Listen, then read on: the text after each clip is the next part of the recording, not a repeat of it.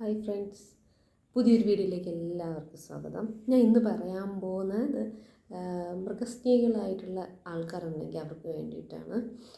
അറിയാവുന്നതായിരിക്കും, ഇനി അറിയാത്തവർക്ക് വേണ്ടിയിട്ട് മാത്രമാണ് കേട്ടോ. ഞാനിന്ന് പറയുന്നത് നമ്മുടെ വീട്ടിലൊക്കെ വളർത്തുന്ന പട്ടിക്കുട്ടിക്കൊക്കെ വേണ്ടിയിട്ടുള്ള ഒരു ചെറിയൊരു ടിപ്പാണ് കേട്ടോ. എൻ്റെ വീട്ടിലൊരു ചെറിയ നായയുണ്ട്, ടോമി എന്നാണ് പേര്. പെൺകുട്ടിയാണ്, ആൺകുട്ടിയാണെന്ന് വിചാരിച്ച് ടോമി എന്ന് പറഞ്ഞ് പേരിട്ട് വളർത്തിയതാണ്.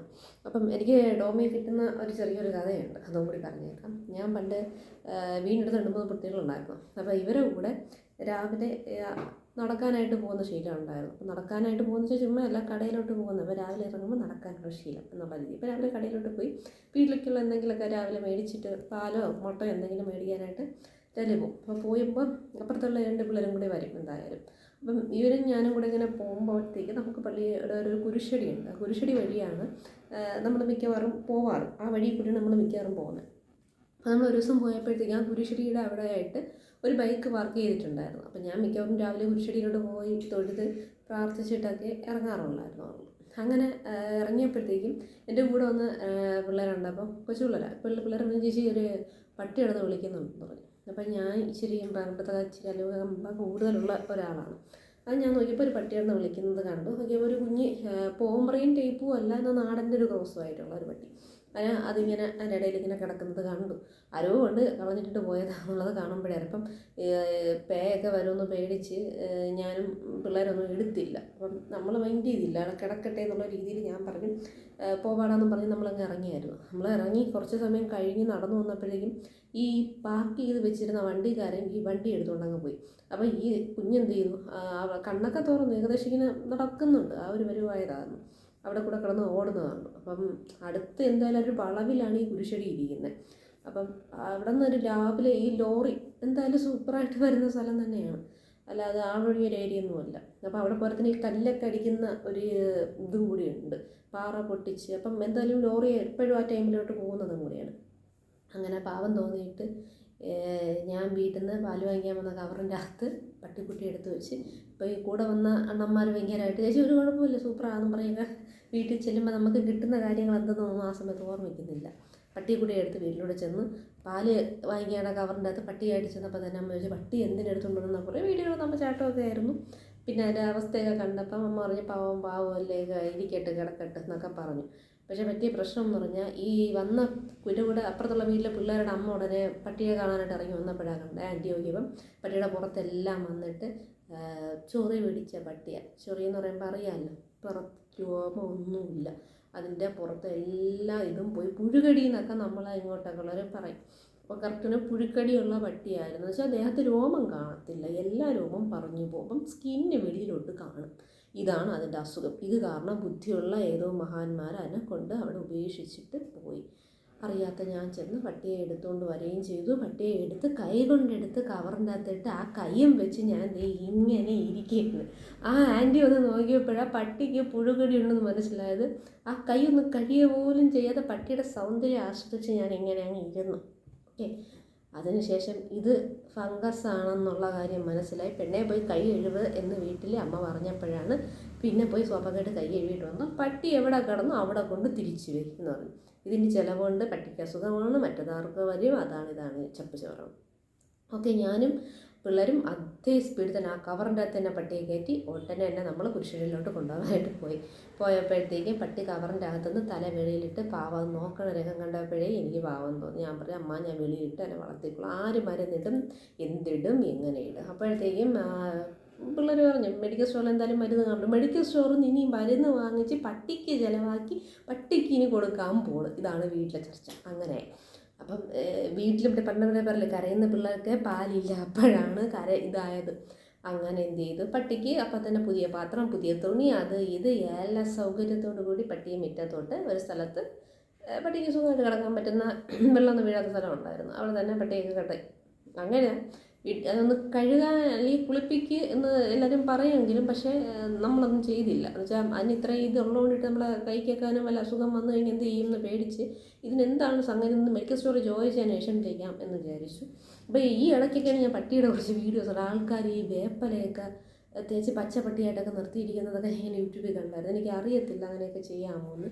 ഞാൻ എന്തായാലും അങ്ങനെയൊന്നും ചെയ്യാറില്ല. പട്ടിക്ക് രോമം കൊഴിച്ചിലുണ്ടെങ്കിൽ ഈ വീട്ടിൽ ഉപ്പിട്ട് ഫുഡ് കൊടുക്കല്ലെന്ന് പറയും. പക്ഷെ നമ്മൾ വീട്ടിലുണ്ടാകുന്ന ഫുഡിൻ്റെ ബാക്കിയാണ് പട്ടിക്ക് കൊടുക്കുന്നത്. അപ്പോൾ ഉപ്പുള്ള ആഹാരമല്ലേ കൊടുക്കത്തുള്ളൂ. ഞാനും ഇപ്പോൾ ഉപ്പുള്ള ആഹാരമാണ് കൊടുക്കുന്നത്. അപ്പോൾ പലരും പറഞ്ഞു കേട്ടിട്ടുണ്ട് രോമം കൊഴിയാൻ ചാൻസ് കൂടുതലാണെന്ന്. ഇവിടെ അവയിരുന്ന് ചൊറിയുമ്പോൾ ഒരു 10-20 രോമം അങ്ങ് തെറിച്ച് പോകാറുണ്ട്. ഞാനങ്ങനെ ഒന്നും ചെയ്യാറില്ല. എല്ലാ ഫുഡും അവന് കഴിക്കാൻ കൊടുക്കുന്നുണ്ട്. ഇപ്പം ചിലർ പറയുന്നതാണ് കേട്ടുള്ളത് കേട്ടോ. നമ്മുടെ വിഷയത്തിൽ നിന്ന് മാറിപ്പോയി. അങ്ങനെ കടയിൽ പോയി ഓയിൽമെൻറ്റ് ചോദിച്ചു. മരുന്ന് ചേട്ടാ ഇങ്ങനെയാണ് പട്ടിക്ക് പുഴുക്കിട്ടുള്ളത്. അപ്പോൾ പപ്പിയാണെന്ന് പറഞ്ഞപ്പോൾ അയ്യോ കുഞ്ഞാണല്ലോ. അപ്പോൾ നമ്മൾ കൂടി ഓയിൽമെൻറ്റൊന്നും ആ സമയത്ത് ഇട്ട് കഴിഞ്ഞാൽ അതിൻ്റെ സ്കിന്ന് എന്താ പറയുക ചുളിവൊക്കെ വീഴാൻ ചാൻസ് കൂടുതലാണ്. അപ്പം പറഞ്ഞ് ഇപ്പം ഏത് രീതിയിലുള്ളതിനാണെങ്കിലും അവർക്ക് ഇടാൻ പറ്റുന്ന ഒരു ഓയിൽമെൻറ്റ് എനിക്കത് പറഞ്ഞു തന്നായിരുന്നു. അതിൻ്റെ പേരാണ് കിസ്കിൻ എന്ന് പറയും. ഇതാണ് ആ സാധനം, കാണാമോ? 2 പട്ടിക്കുട്ടിയുടെ പടമൊക്കെ ഉണ്ട്. ഒരു കുഞ്ഞിപ്പെട്ടിയും തള്ളപ്പെട്ടിയും. ഓക്കെ, ഇതാണ് കിസ്കിൻ്റെ കൂടാണ്. ഓക്കെ, ഇത് അന്ന് പട്ടിയെ വാങ്ങിച്ചപ്പോൾ ഉള്ള ഓയിൽമെൻ്റ് അല്ല. പട്ടിക്കിപ്പോൾ വന്നിട്ട് 7-8 ഒരു 8 വർഷത്തിന് പുറത്തൊക്കെ ആയ സംഗതിയായി നടക്കുന്നത്. അന്നത്തെ മരുന്നാണ് ഗൈസ് എന്ന് പറഞ്ഞ പോലെയൊന്നുമല്ല. അന്ന് മരുന്ന് മേടിച്ചു, അതിനുശേഷം ഇപ്പോഴാണ് ഈ മരുന്ന് വീണ്ടും മേടിക്കേണ്ടി വന്നത്. അതിന് കാര്യമുണ്ട്, പറഞ്ഞുതരാം കേട്ടോ. അപ്പോൾ അന്ന് കിസ്കിൻ എന്ന് പറഞ്ഞൊരു ഓയിൽമെൻറ്റാണ്. പക്ഷേ എനിക്കിത് ഓയിൽമെൻറ്റായിട്ട് ഇപ്പം കിട്ടുമെന്ന് ഇപ്പോഴാണ് എനിക്ക് മനസ്സിലായത്. 71 രൂപയേ ഉള്ളൂ കേട്ടോ. അന്ന് ഞാൻ വാങ്ങിച്ചത് ഒരു ലോഷനാണ്. ഒരു കുഞ്ഞു കുപ്പിയിൽ ഇങ്ങനെ അടിക്കാൻ പറ്റുന്ന ലോഷനാണ്. നമ്മളിങ്ങനെ അടിച്ചു കൊടുത്താൽ മതി. അപ്പം അവിടെ നിന്ന് തന്നെ പറഞ്ഞ് 2 ഗ്ലൗസ് യൂസ് ചെയ്ത് ഇതിനെ അടിച്ച് തേപ്പിച്ച് വിട്ടിരുന്നാൽ മതി എന്നാണ് ആ ചേട്ടൻ പറഞ്ഞത് എൻ്റെ അടുത്തൊന്ന്. എന്നിട്ട് കുളിപ്പിച്ചാൽ മതി. 2 ദിവസം കഴിയുമ്പോൾ തന്നെ ഈ ഒരു സീസൺ എന്താ പറയാനായിട്ട് പുറ്റു പോലെ അതിൻ്റെ പുറത്തിരിക്കുന്നത്. ഈ പുറ്റിൻ്റെ അതൊക്കെ അങ്ങ് തനിയെ പോയിട്ട് അവിടെ നിന്ന് രോമം കിളിർക്കാൻ തുടങ്ങുമെന്ന് പുള്ളിക്കാരൻ പറഞ്ഞു. ആ ശരിയെന്ന് പറഞ്ഞ് ഞാൻ കിസ്കിനൊക്കെ മേടിച്ചുകൊണ്ട് വന്നു. വീട്ടിൽ വന്ന് മറ്റേ ഓപ്പറേഷൻ തിയേറ്ററിൽ നിൽക്കുന്നത് പോലെ പട്ടിയെ കൊണ്ട് നിർത്തുന്നു. കിസ്കിനൊക്കെ വാരി തേക്കുന്നു. പട്ടി അപ്പം അതിനെ നക്കി തിന്നുന്നു.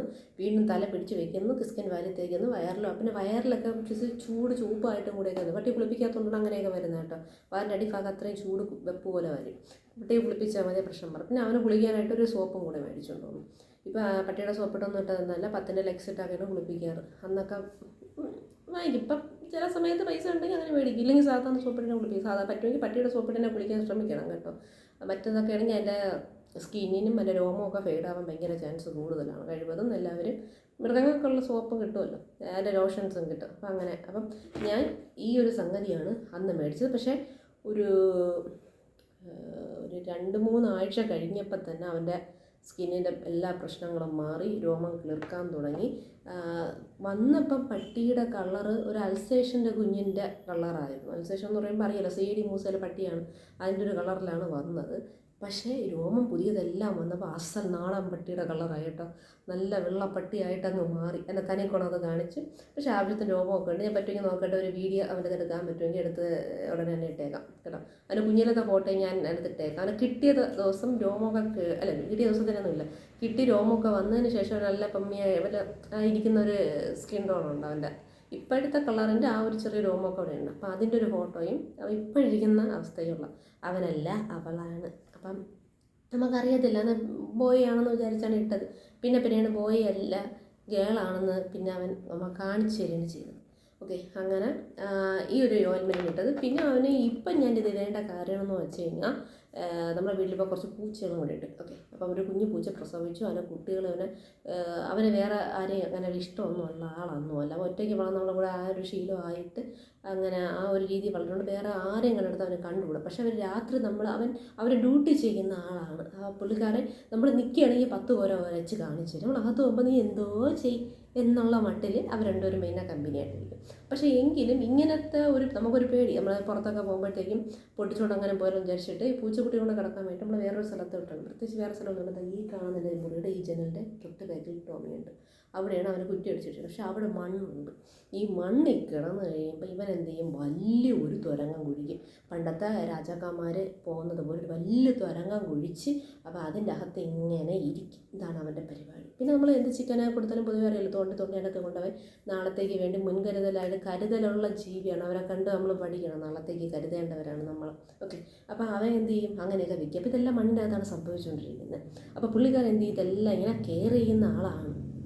അങ്ങനെ കിടന്ന് മണ്ണിൻ്റെ അടിയിൽ നിന്ന് ചെള്ളം വന്നു ഈ ഒരു സ്കിന്നിൻ്റെ ഈ പ്രശ്നം ഒന്നൊന്ന് ചൂട് സമയം ഇപ്പം മഴയൊക്കെ പെയ്യുന്നുണ്ട്, കുറച്ച് ദിവസം മുമ്പ് ചൂടല്ലായിരുന്നു, അങ്ങനെ വന്നപ്പോൾ അവന് വീണ്ടും അവൻ്റെ രോമത്തിനും പ്രശ്നം വന്നു, അവന് സ്കിൻ അലർജി വന്നു, വയറിലെല്ലാം ഈ ചൂപ്പും കൂടിയൊക്കെ വന്നു.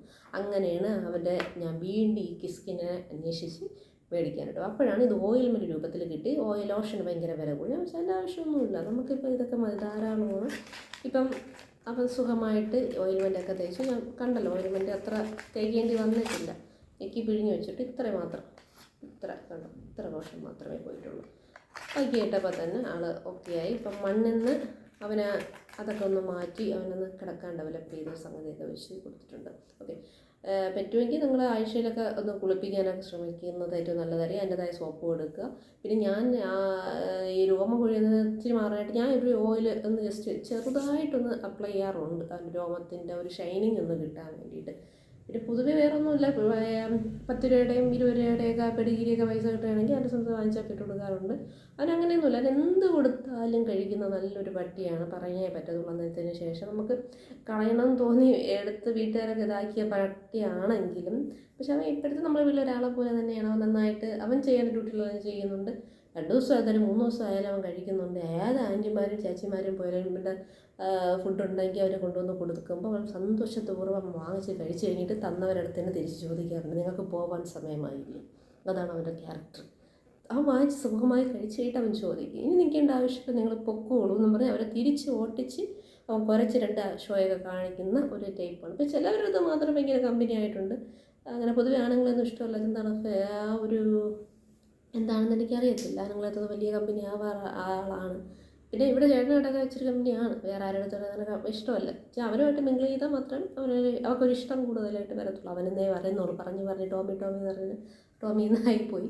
ഓക്കെ, അപ്പം ഞാനൊരു കിസ്കിൻ്റെ വീഡിയോ ആണ്, ജസ്റ്റ് ഇത്രയേ ഉള്ളൂ, വേറെ ഒന്നുമില്ല. നിങ്ങൾക്ക് യൂസ് ചെയ്യാൻ ഇങ്ങനെ ഉണ്ടെങ്കിൽ ഇത് ഓരോ ഏജുണ്ട്, പട്ടി ആ ഒരു ഏജിൽ യൂസ് ചെയ്യാൻ പറ്റുന്ന സാധനം തന്നെയാണ് കേട്ടോ. അപ്പോൾ ചെള്ളിൻ്റെ മരുന്ന് എന്തായാലും കടലിൽ കിട്ടും. ചെള്ളിൻ്റെ മരുന്ന് വാങ്ങിച്ച് കുളിപ്പിച്ച് കഴിഞ്ഞാൽ ഈ ഒരു ചെള്ളിൻ്റെ ഇത് മാറും കേട്ടോ.